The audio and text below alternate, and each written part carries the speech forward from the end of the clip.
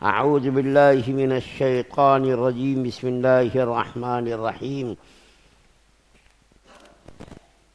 اولم یر الذین کفروا ان السماوات والارض کانتا رتقا ففتقناہما وجعلنا من الماء كل شيء حي افلا يؤمنون وجعلنا في الارض رواسي ان تميد بهم وجعلنا فيها فجاجا سبلا لعلهم يهتدون وجعلنا السماء سقفا محفوظا وهم عن آياتها معرضون وهو الذي خلق الليل والنهار والشمس والقمر كل في فلك يسبحون۔ جن لوگوں نے کفر اپنا لیا ہے کیا انہیں یہ معلوم نہیں ہے کہ سارے آسمان اور زمین بند تھے، پھر ہم نے انہیں کھول دیا، اور پانی سے ہر جاندار پیدا کی، کیا پھر بھی یہ ایمان نہیں لائیں گے؟ اور ہم نے زمین میں جمے ہوئے پہاڑ پیدا کیے ہیں تاکہ وہ انہیں لے کر ہلنے نہ پائے، اور اس میں ہم نے چوڑے چوڑے راستے بنائے ہیں تاکہ وہ منزل تک پہنچ سکیں، اور ہم نے آسمان کو ایک محفوظ چھت بنایا ہے، اور یہ لوگ ہیں کہ اس کی نشانیوں سے منہ موڑے ہوئے ہیں۔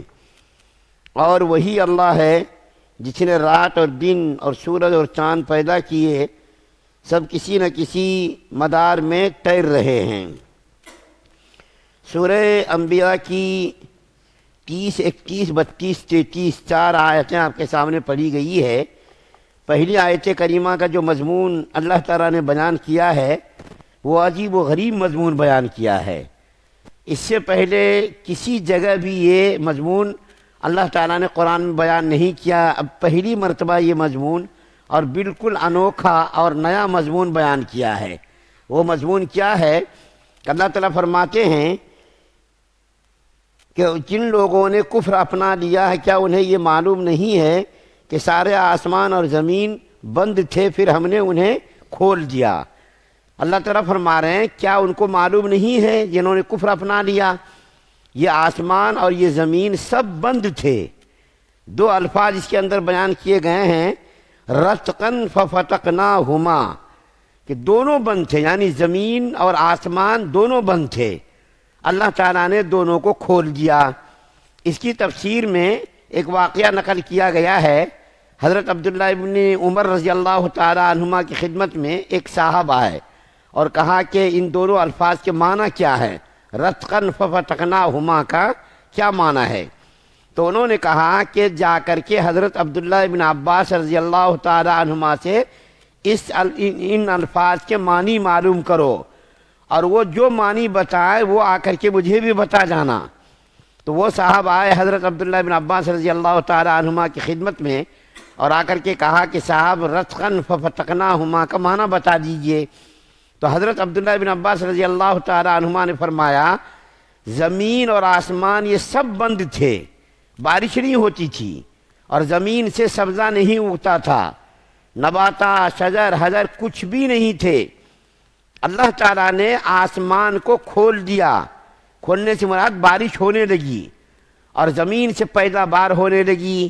سبزہ اگنے لگا، نباتات اور ساری چیزیں جو انسان کی ضروریات کی ہے وہ تمام چیزیں پیدا ہونے لگی۔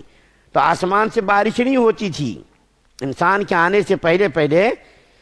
زمین پر بارش نہیں ہوتی تھی، آسمان کے سب بند تھے۔ لیکن جب اللہ تعالیٰ نے انسانوں کو بسانا چاہا، انسانوں کو روئے زمین پر لا کر کے کھڑا کرنا چاہا، تو اللہ تعالیٰ نے آسمان سے بارش کو برسایا اور زمین سے سبزہ کو اگایا تاکہ انسانی ضروریات کی تکمیل ہو سکے۔ اس کا معنی یہ بیان کیا گیا۔ اس کے بعد پھر اللہ تعالیٰ فرماتے ہیں کہ اس پانی سے ہی ساری چیزیں پیدا ہوتی ہیں، چاہے وہ نباتات ہوں، چاہے وہ شجر ہو، چاہے وہ جاندار ہو، ہر چیز کے اندر کسی نہ کسی صورت میں بالواسطہ ہو بلا واسطہ ہو، ڈائریکٹ ہو انڈائریکٹ ہو، ہر صورت میں ہر چیز کی پیدائش میں، ہر چیز کی تخلیق میں پانی کا عمل دخل ہے۔ بغیر پانی کے کوئی چیز بھی پیدا اللہ تعالیٰ نے نہیں فرمائی، ہر چیز کو اللہ تعالیٰ نے پانی سے پیدا کیا ہے۔ اس کے بعد اللہ تعالیٰ فرماتے ہیں کہ جب اللہ تعالیٰ نے زمین کو پیدا کیا تو زمین یہ ہلتی تھی، زمین اس کے اندر لغزش آتی تھی، لرزہ آتا تھا، ہلتی تھی، تو اللہ تعالیٰ نے زمین کو قرار پکڑنے کے لیے کہ یہ زمین ہلے نہ، اگر زمین ہلنے لگے تو پھر انسان کیسا بسے گا؟ بڑے بڑے مکانات منہدم ہو جائیں گے۔ اور آپ کو معلوم ہے کہ معمولی زلزلہ جب آتا ہے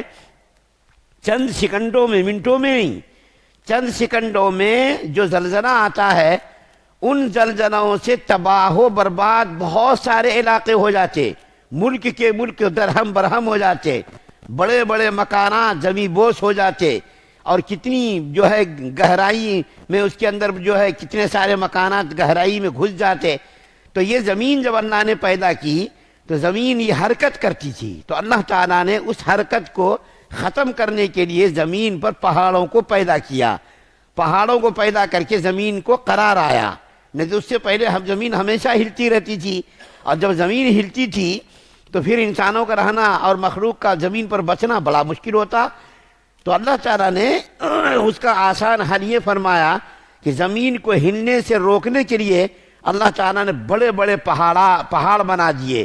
جن پہاڑوں کے روئے زمین پر بننے کی وجہ سے زمین کا حرکت کرنا بند ہو گیا۔ اس کے بعد پھر اللہ تعالیٰ فرماتے ہیں کہ اللہ تعالیٰ نے آسمان کو کتنی بہترین چھت بنایا ہے، اس کے اندر دیکھیے وہ ایسی چھت ہے کہ اس کے اندر نہ تو کہیں ٹوٹ پھوٹ ہوتی ہے، نہ تو مرمت کی ضرورت پڑتی ہے، نہ تو کہیں پر جو ہے انسانوں کو وہاں جانا پڑتا ہے کہ چلو بھائی فلاں جگہ سے کمزور ہو گیا، فلاں حصہ کمزور ہو گیا، اس کو ہم ٹھیک کر دیں گے، کچھ بھی نہیں ہوتا، بلکہ اللہ نے جیسا لاکھوں کروڑوں سال پہلے آسمان کو بنایا ہے اسی طریقے سے آج تک برقرار ہے۔ اور ایک ایسا وقت آئے گا جب آسمان ٹوٹ پھوٹ جائیں گے، یہ تو قرآن کے اندر ہے کہ آسمان ٹوٹ پھوٹ جائیں گے، سورج اور چاند سب بے نور ہو جائیں گے، زمین جو ہے روئی کے گانوں کی طرح اڑے گی، یہ سب تو ہے قرآن کے اندر۔ لیکن جب سے اللہ تعالیٰ نے آسمانوں کو پیدا کیا، آسمانوں کو کبھی بھی مرمت کرنے کی آج تک ضرورت نہیں آئی، اور اگر مرمت کرنے کی ضرورت آتی تو انسان کا جینا محال ہو جاتا۔ پہلی بات تو آسمان پر ہم جاتے کیسے،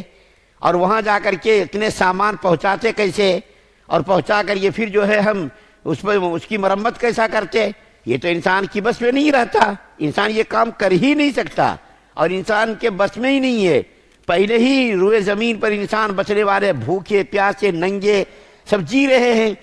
اگر اللہ تعالیٰ نے یہ بھی ذمہ داری دی ہوتی کہ آسمان کی تم مرمت کرو، چاند کی تم مرمت کرو، سورج کی مرمت کرو، تو یہ اس انسان کے بس میں نہیں ہوتا۔ لیکن اللہ تعالیٰ نے ان چیزوں سے مخلوق کو بالکل بے نیاز کر دیا ہے کہ تم بے فکر رہو۔ اور کبھی آپ نے نہیں سنا ہوگا کہ فلاں جگہ آسمان گر گیا، اس کو اٹھانا پڑے گا، چلو بھائی ملک لگ کر کے بھی چاہتے نہ اٹھا سکتے۔ اللہ تعالیٰ نے اس کو بھی بالکل ایسا مضبوط بنایا ہے کہ کہیں سے بھی وہ آسمان ٹوٹتا نہیں، گرتا نہیں، پھٹتا نہیں، اور کہیں آج تک مرمت کرنے کی نوبت بھی نہیں آئی ہے۔ جب سے اللہ تعالیٰ نے آسمانوں کو بنایا ہے کبھی بھی مرمت کرنے کی نوبت نہیں آئی ہے۔ تو اللہ تعالیٰ اس سے پتہ یہ چل رہا ہے کہ زمین و آسمان کا خالق و مالک کون ہے؟ اللہ ہے۔ یہ کافر لوگ اس بات کو ماننے کے لیے تیار نہیں ہیں۔ اتنے بڑے بڑے نظام کو اور اتنے بڑے بڑے چاند کو، سورج کو، ستاروں کو، آسمانوں کو، زمینوں کو اللہ تعالیٰ نے پیدا کر رکھا ہے، اس کو برقرار رکھنے کے لیے پہاڑوں کو پیدا کیا ہے، آسمان کو چھت بنایا ہے، پھر بھی یہ کم وقت لوگ سمجھتے نہیں، اتنی بات سمجھ میں نہیں آتی ہے کہ بتوں کے سامنے جا کر کے سر جھکا دیتے ہیں،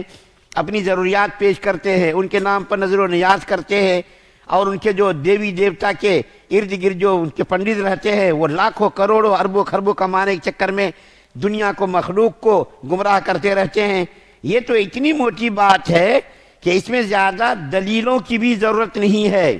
یہ چیزیں جو میں بیان کر رہا ہوں اس کو بیان کرنے کے لیے، ثابت کرنے کے لیے زیادہ عقل کی بھی ضرورت نہیں، علم کی بھی ضرورت نہیں ہے۔ یہ اتنا آسان مضمون اللہ تعالیٰ نے بیان کیا ہے کہ خالق و کائنات کے خالق و مالک کوئی نہ کوئی ہیں، اور وہ کون ہے؟ اللہ ہے، اس کے علاوہ کوئی نہیں ہو سکتا، اور ایک اللہ ہے۔ ایک اللہ اگر نہ ہو تو زمین و آسمان اور کائنات کا نظام درہم برہم ہو جائے۔ اللہ سے دعا ہے اللہ ہم سب کو سننے زیادہ عمل کی توفیق عطا فرمائے۔ سبحان اللہ و بحمدہ، سبحانک اللہم و بحمدک، ونشہد ان لا الہ الا انت۔